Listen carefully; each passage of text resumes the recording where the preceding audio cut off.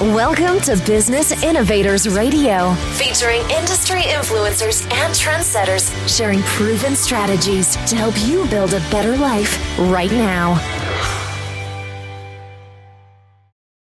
Well, hello and welcome to this episode of our show. This is Mike Saunders with Marketing Huddle, and today we're privileged to have with us Pat Helmers with Sales Babble. Welcome to the program, Pat. Hey, Mike. Thanks. Thanks for the opportunity.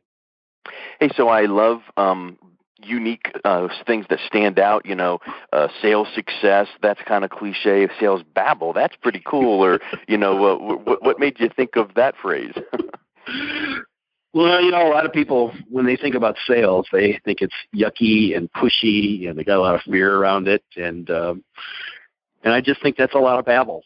I think that's a lot of baloney. Or looking at it from another direction, if you don't do sales the right way, your sales presentation comes off as babble. It does. How many times have you been at a meetup and started chatting with somebody, and they start talking and they won't stop? Yeah, you're not a qualified buyer at all. And what I would say is this. And there's probably, and you're in the business of sales coaching and sales training, so I hope you will concur with this. There is no one solution. There's no one formula. There's no one thing that if you learn it, it's going to work for everybody every single time right out of the gate. It is just, you've got to do some of the core things right and then do them over and over and over again. And I've heard people say many times, oh yeah, I became that overnight success after I did 1,200 presentations, 300 told me to get lost. I mean, all of those. So what do you think some of those core foundational things are that people can keep in mind to be proficient? Well, that's a really good question. What a fundamental strategy, I think, is having the attitude of I'm here to help. Yeah. A lot of sales training people, they'll say, oh, there's a technique for doing this, and you ask these kinds of questions. But it goes to what you said earlier was it doesn't work 100% in all industries all the time. But what does work is if you're talking to a prospective client and you have the attitude, well, how can I help them? And the second thing is how can I add value to their lives? Well, then you'll kind of know what to say. You'll know what to ask. You'll know what kinds of questions. Yeah, and don't you think that sometimes if you come off or you try to be those questioning, leading question, you come off really scripted, and people, if they think about it, can kind of see right through that, and it really backfires on you. Some of those opening lines, and what if I'm looking for a referral for you? What would it look like? And that just is come on, really? You're not going to execute on that. Yeah, I totally agree. In fact, what makes for really clever sales and actually comfortable sales is to just have the attitude of we're just having a conversation. Why don't you just tell me a little bit about yourself? Tell me what you guys are working on these days. And what's that kind of question. What got you into that line of work? What do you love about it? What's a struggle? Hey, if you could wave a magic wand, what's one thing that you wish you could fix that you're dealing with in your business right now? And that's open-ended. That's not even about your industry that you're you might be in IT sales or whatever. But yet if they give you that pain point, guess what that is? That is, in my opinion, an asset and an opportunity, because if you are at that meetup and they said, man alive, if I could just fix my whatever, and you just met the guy across the room that could help him, you go running over there and go, Tom, meet Fred, Fred, meet Tom. Hey, you guys need to chat. Well, what have you done? You've become invaluable to both of those people. Very good. Excellent. I totally concur. Okay, well, what next? You do one. I have a method called selling with confidence.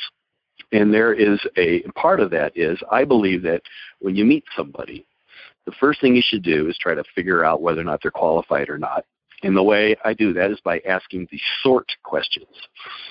And I call that sort because you're kind of sorting out who's a prospect and who's not, who's a good fit and who's not. And the sort questions stand for, the first question is the story question. Tell me about you. How long you've been doing this? What are you struggling with right now? What are your goals in the future? What's your happily ever after that you're looking for? And like Dale Carnegie said, people are more than happy. The sweetest thing to someone's ears is like, tell me about you. And people are more than happy to like chit-chat about what you're doing. And then I like to ask the obstacle question. So what are the things that are stopping you from meeting your goals, from having your happily ever after? Sure. And people are surprisingly, they're very excited to like tell you what they're struggling with. And it's always things around business like, their costs are rising, or their profits are shrinking, or their revenues are shrinking, or their frustration is going up, and they're struggling with their staff, or maybe time is growing. It's always something around those like that. And every time you do that, if you have an attitude of I'm here to help, you're naturally going to be empathetic and go, oh God, that's got to suck. Boy. So then the next questions are the ramification question. That's the R. That's the SORT method. That's the R. Because of those obstacles, what's the ramification of those on your business? Well, because of this issue, it hurts my business this way. And because of that issue, it hurts it in this other way. And what you're really trying to do is to have them emotionally experience the pain of that right in front of you, right now. Yeah, and relive it. And relive it, and it centers them totally. And this conversation could be taking 15, 20, 30, it could take a while. But a good seller is very patient and asks these kinds of questions, and what we're doing is digging into what's really troubling them. And by the way, as a seller, I haven't told them squat about me hardly. Yeah, right. So it actually, what that does in their minds, they're kind of getting curious. They're like, well, why do they care so much about me? And they seem like they're asking really good questions, like they really know my industry. And then you give them an escape hatch, kind of a light at the end of the tunnel. And you ask them the transformation questions, the T. So sir, ma'am, if we could make those obstacles go away, how would that transform your business? And then they go, oh, that would be amazing. Our costs would drop, our revenues would skyrocket. All this churn I have with my staff, I wouldn't have to be constantly hiring people. Oh, it would just be amazing. And then after you kind of ask those 4 questions, then they're ready. And then you could say something like, well, like I might be able to help you. Well, I got something in my bag I'd like to show you that could take some of that, make some of those obstacles disappear. Would you like to see it? Mm-hmm. And then at that point, they felt really engaged in the conversation, and they don't feel you're pushy, and they feel like you've listened. And at that point, they're like, yeah, what do you think? And then, give them a tidbit, and then go, let's grab a coffee next week, or let's jump on the phone, and I probably brainstorm a few more, maybe connect you up with some other people that could help. What's interesting about this whole process here, too, is that we've really figured out whether or not they're a good match for us. They may have problems and things that we're not a good match for. Maybe I got a friend that would make a better sense for them, or maybe I need to rethink my business. Maybe I'm maybe I'm doing things wrong myself. At the very least, I've done a little bit of market research here. This also works for if you're trying to figure out a business. If you're working in a startup, which is a big part of what I work on. I'm in the technology startup kind of space. You're trying to figure out whether something makes sense or not. This is how you figure it out. This is how you make decisions whether or not you can truly add value to this marketplace or not. It's SORT, S-O-R-T. Nice. Cool. That's really a good acronym. I like that a lot. And it's kind of like the old Ford. People remember that when hey, family and occupation and recreation and dreams. And so if you can have just 1 or 2 of those things and not 12, because you're never gonna run them through all. But if you have just 1 or 2 that you think about, and then I would even wonder if this comes into play. Do you ever train on this strategy? With a lot of achievement, like if it's weight loss, maybe you set little goals that when you exercise 5 times this week, your reward will be to whatever that it is, buy a new pair of shoes. Or how about in our case, get 10 no's and reward yourself by whatever, or go to 3 networking functions and connect 3 people at each function, because that's not thinking of me, that's thinking of connecting other people. But when you get their card and you follow up and you email and you schedule a coffee, then that can lead to coming around to you. So do you have any trainings or recommendations on gamifying or kind of setting those incentives for yourself in sales? I don't, which is interesting because I do things like that. Like, have you ever heard of the Pomodoro method? Yeah, like 20 minutes timer kind of a thing. Right. I find a lot of value in that. You set the timer for 20 minutes and you say, I'm going to sit down here and walk through my CRM. And then when the timer rings, Pat, you can get up and you can go putt. Yeah. Practice putt, or you can get up there and practice. Do whatever you want with your time. Just kind of get up and wiggle, get a drink, and then reset the time. Do that for 5 minutes. Reset the timer, and do that. No, I don't. That's something that I do, but I don't teach that. Yeah, it's not a part of my. Hey, yeah. So here's a thought in sales. I think that for a lot of people or business owners, that they think or assume that sales is marketing and marketing is sales, and they don't distinguish between the two, and they don't realize that marketing raises the awareness and sales brings in the business. So which do you think should come first, sales or marketing?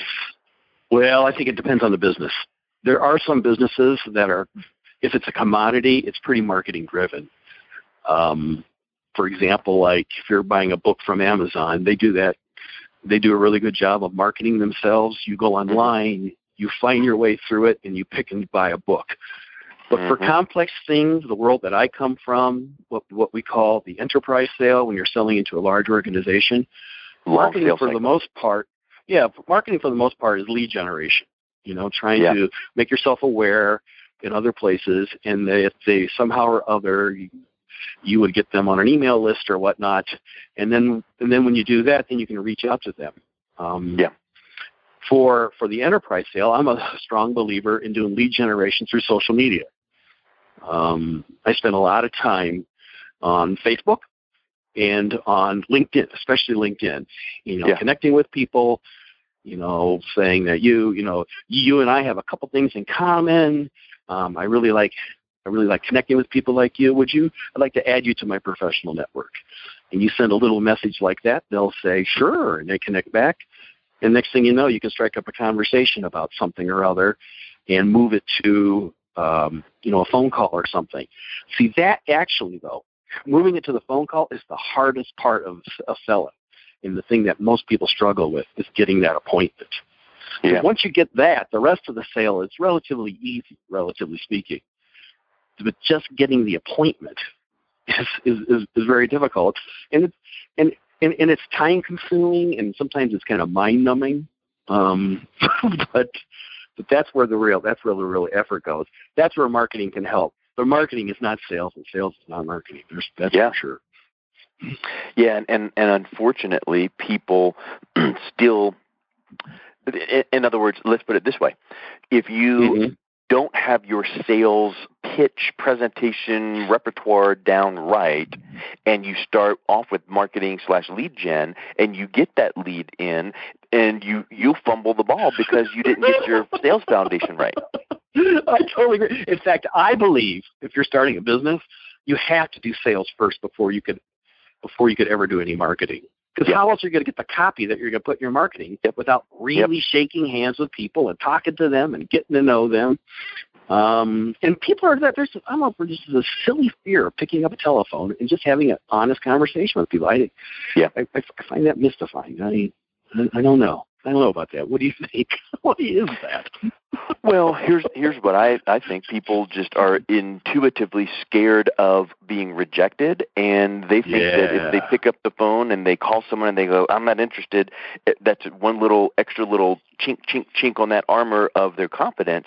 And but exactly, someone doesn't like me, or I interrupted them, or Or guess what? The old sales mantra of you need to have enough belief in your product or service so that that comes through, and that's a whole other aspect. But here's what I think is when you have enough of these valuable conversations that turn into sales and people rave about your product or service, that gives you that internal confidence to then go out there and position yourself in that sphere as the expert that knows their stuff and can help and leads with value and all of those things, so that then slowly but surely you start attracting interest.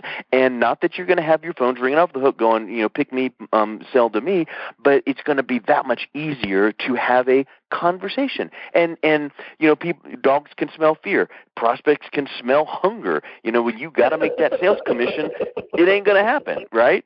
But if you're just chatting, if you had like 20 sales in the hopper and you're talking to the next person on the phone and you're kind of almost just a little evasive or just kind of standoffish and go, hey, you know what? Let's circle back around in a few weeks and I'll give you some more information and get you some of that, whatever we were talking about. And they're going, really? Oh, well, I kind of was interested in, and I think that is kind of that culmination of self-confidence and then positioning yourself as that authority. Yeah. Yeah, I really like the idea of having the attitude of I'm here to help you. Yeah, I'm really, I believe in your business. I think the kinds of things that you guys do is really great. Maybe I can help you. Maybe I can't. But wouldn't it be great if we just have a conversation? Have you ever read Bob Burg's book, The Go-Giver? No. Well, no. I highly recommend it. Just go to Amazon and get The Go-Giver, and then the follow-up book is Go-Givers Sell More. And it's a really fast read. It's written in fictional story format, and the gist of it is lead with value. Give, serve. And when you do that enough, it comes back around to you tenfold, because your prospect got hit up by 4 salespeople this week, and you're coming along looking to serve and give value and educate, and you stand out from the crowd. So those are 2 really, really good books. Yep. That's that whole law of reciprocity, right? Exactly. Yeah. Yep. Hey, to wrap us up here, give us if you can give someone, a business owner or a salesperson, one piece of advice, what would that be? I would say that we're just going to repeat what we just got done saying. There's the one thing you take away from this is that you must provide value for your customer. And the best way to sell them is if you got an attitude of like, let's see if I can help you, versus let's see if I can sell you. Mm-hmm. If you have the attitude of let's see how I can help you, let's try to better understand that, then you're much, much more likely to be able to generate a new client. Yeah. I couldn't agree more. And then it's just, how about this? It's doing that over and over and over and over and over again, so it becomes so ingrained in you that it's comfortable and that it's just part of your ethos. And then all of a sudden, you're not looking for the sale, you're looking to serve, and then the sales happen just because of now this shift in mentality. Right. I think this is we have solved the sales conundrum. So thank you for your time. What's the best way that people can reach out and learn more about you and your coaching? I am easy peasy to find. If you go on Google and type in Sales Babble, it will take you right to www.salesbabble.com. And I actually have a podcast on sales that comes out weekly, and you can listen to it there or sign up for it there. And I got lots of resources on how to be better at sales. www.salesbabble.com. Awesome. Well, hey, thank you so much for your time. Really appreciate your thoughts and had a fun conversation with you, and hope people come out and check out your website and listen to your podcast. Thank you, Pat. There's been a lot of fun. Thank you. Thanks for listening to Business Innovators Radio. To hear all episodes featuring leading industry influencers and trendsetters, visit us online at businessinnovatorsradio.com today.